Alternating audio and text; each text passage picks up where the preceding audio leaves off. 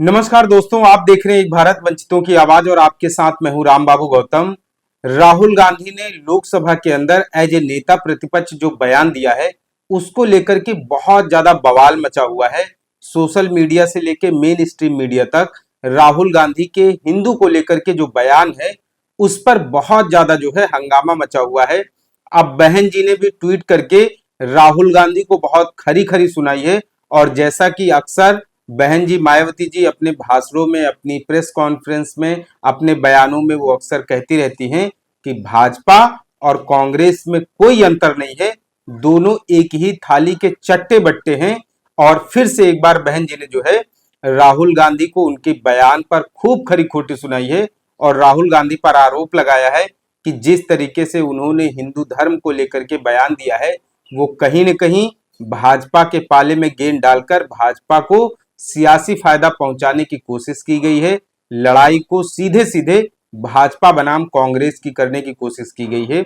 जैसा कि मीडिया भी चुनाव के समय पूरी की पूरी चुनावी लड़ाई जो है वो राहुल बनाम मोदी कर देता है और उसमें दूसरे नेता कहीं दूर दूर तक दिखाई भी नहीं देते हैं। भाजपा और कांग्रेस के बीच में पूरी लड़ाई को केंद्रित कर दिया जाता है और दूसरी छोटी पार्टियां अपने दमखम पर बेचारी चुनाव लड़ती हैं। कुछ सीटें मिल गई तो अच्छी बात है, वरना मीडिया जो है इनसे एक तरीके से सोशल बाइकाट, मीडिया इनका बाइकाट किया रहता है।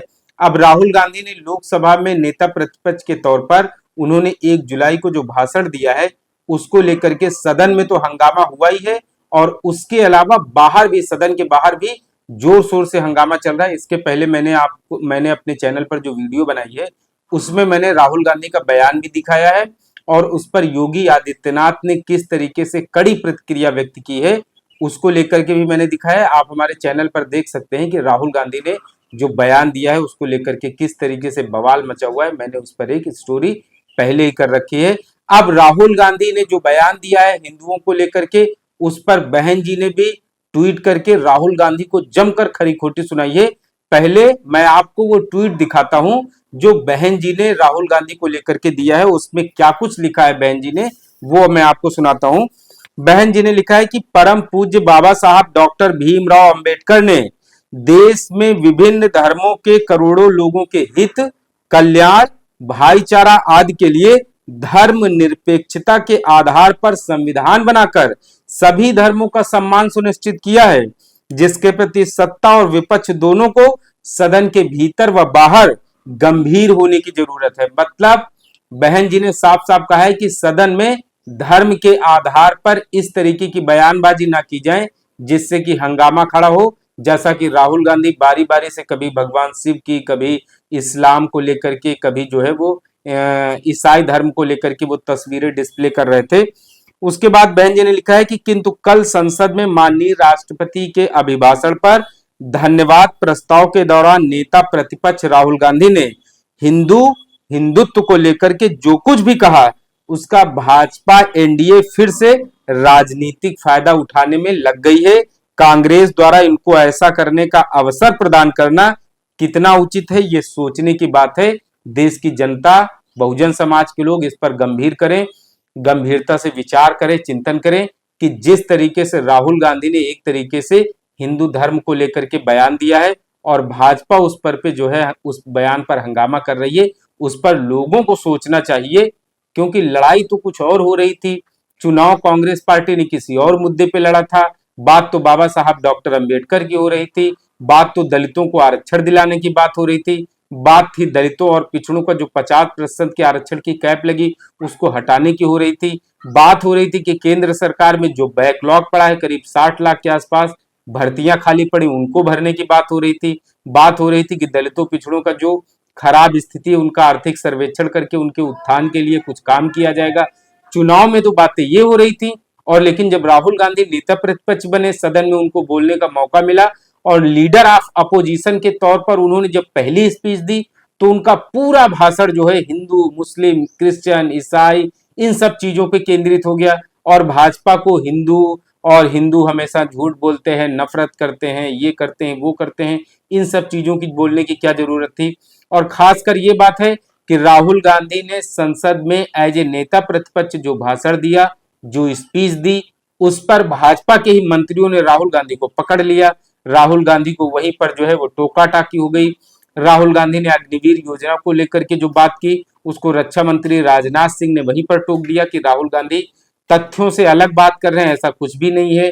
राहुल गांधी के बयान पर को लेकर के लोकसभा अध्यक्ष से मांग की गई है कि राहुल गांधी ने पूरा अपना भाषण जो है वो झूठ बोला है। पूरे भाषण में कहीं पर जो है उनके जो भी बयान है वो तथ्यों की कसौटी पर खरे नहीं उतरते। अब राहुल गांधी के भाषण की जो है, उनका जो स्पीच है, उनकी सत्यता की जांच होगी।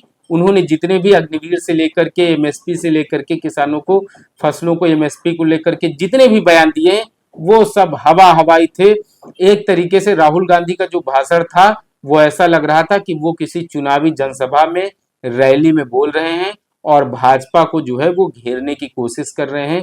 चुनाव में जीत दर्ज कराने के लिए, चुनाव में ज्यादा से ज्यादा लाभ लेने के लिए वो भारतीय जनता पार्टी पर आक्रामक दिख रहे थे। उनके भाषण में सिर्फ एक बात थोड़ी सही लगी। उन्होंने कहा कि अभी हाल ही में जो नीट का पेपर लीक हुआ है, अनियमितता उसमें पाई गई है और उससे जो है कई सारे छात्रों का भविष्य बर्बाद हुआ है, कई सारे छात्रों में डिसअपॉइंटमेंट, निराशा आई है। उसको लेकर के एक दिन के लिए सदन बुलाया जाए और उस पर चर्चा की जाए। उनकी बस इसी बात में दम था। बाकी का उनका जो भी पूरा भाषण था वो सब पूरा हंसी ठिठोली में, भाजपा के ऊपर हमले करने में, उसके अलावा प्रधानमंत्री नरेंद्र मोदी पर केंद्रित उनका भाषण था। कहीं से भी नहीं लग रहा था कि वो बहुत गंभीर होकर के, नेता प्रतिपक्ष संवैधानिक पद होता है, कैबिनेट मंत्री का उसको दर्जा मिला हुआ होता है, वो पूरे विपक्ष का नेता होता है, पूरे विपक्ष का लीडर होता है, पूरे विपक्ष की वो अगुवाई करता है। लेकिन राहुल गांधी जब जिस तरीके से संसद में बोल रहे थे, मैंने उनका करीब 40 मिनट का पूरा स्पीच सुना है। उस भाषण को सुनने से बिल्कुल ऐसा नहीं लगता है कि राहुल गांधी नेता प्रतिपक्ष के तौर पर सदन को संबोधित कर रहे हों। बार बार वो नियम कानूनों की धज्जियां उड़ा रहे थे, बार बार उनको भाजपा के जो मंत्री हैं वो टोका टाकी कर रहे थे, राहुल गांधी को रोक दे रहे थे। और खासकर ये है कि राहुल गांधी ने चुनाव के समय दलितों, पिछड़ों, वंचितों और जिस बहुजन समाज की बात कर रहे थे, वो उनके पूरे 40 मिनट के भाषण में कहीं पर ना तो बहुजन समाज की बात हुई, ना तो कहीं दलितों की बात हुई, ना तो कहीं पिछड़ों की बात हुई, ना तो कहीं जो है अल्पसंख्यकों की बात हुई, ना ही तो कहीं बैकलॉग भर्ती करने की बात हुई। तो राहुल गांधी के भाषण से जो जमीनी मुद्दे थे वो सब गायब थे। राहुल गांधी का जो पूरा भाषण था वो भाजपा, आरएसएस, नरेंद्र मोदी, अमित शाह, इन्हीं सब चीजों पर सेंट्रिक था। तो कहीं पर भी राहुल गांधी के भाषण में कोई गंभीरता नहीं दिखी। और उसी को लेकर के बहन जी ने भी राहुल गांधी को खरी खोटी सुनाई है। और अक्सर वो जो चीज कहती रहती हैं कि भाजपा और कांग्रेस में कोई अंतर नहीं है, उसी चीज को लेकर के बहन जी ने ट्वीट किया है कि जिस तरीके से राहुल गांधी भाजपा के लिए जमीन तैयार कर रहे हैं, भाजपा को हिंदुत्व का मुद्दा एजेंडा दे रहे हैं, उससे ऐसा लगता है कि भाजपा और कांग्रेस जो है वो आपस में मिली हुई है। भारतीय जनता पार्टी पर, राहुल गांधी पर बहन जी ने ट्वीट करके बहुत खरी खरी उनको सुनाई है। फिलहाल अभी बीते कुछ दिनों से जिस तरीके से बहन जी ट्वीट कर रही हैं, उससे ऐसा लगता है कि वो अब सोशल मीडिया पर काफी ज्यादा आक्रामक हो गई हैं, एक्टिव हो गई हैं। हो सकता है आने वाले दिनों में वो बाहर भी निकले। जिस तरीके से वो सोशल मीडिया पर आक्रामकता, एग्रेसिवनेस दिखा रही, उससे लगता है कि बसपा भी अब जो है उससे जो चीजें छूट गई हैं। सोशल मीडिया पर अभी तक बसपा बहुत कम एक्टिव नजर आती थी, लेकिन अब जिस तरीके से सोशल मीडिया पर बहन जी आकर के अटैकिंग मोड में नजर आ रही, उससे लगता है कि बसपा भी आने वाले समय में काफी मुखर होकर के अपना पक्ष रखेगी। और बसपा भी हर मुद्दों पर जो है, चाहे वो सत्ता पक्ष हो चाहे विपक्ष हो, जहां पर बसपा को लगेगा कि बात जो है वो बहुजनों के खिलाफ है, वहां पर बसपा मुखरता से आवाज उठाएगी। आपको ये एनालिसिस स्टोरी कैसी लगी, कमेंट करके जरूर बताएं।